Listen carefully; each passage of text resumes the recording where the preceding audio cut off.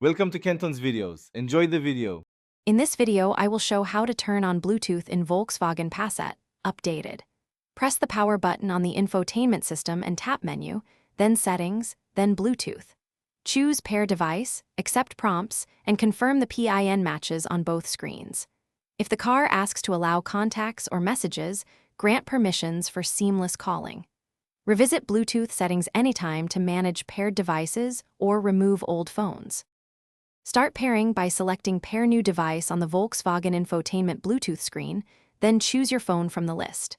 When a PIN appears, confirm it matches on both the car and phone, then accept the pairing request on your phone.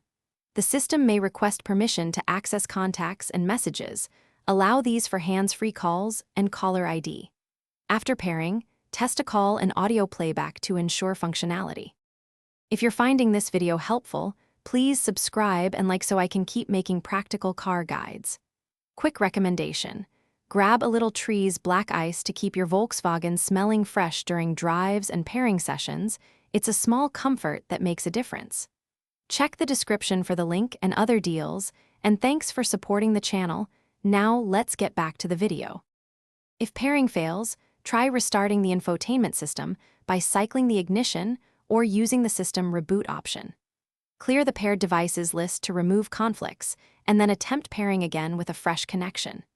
Make sure your phone is running the latest OS and check for Volkswagen system updates at a dealer or via the owner app.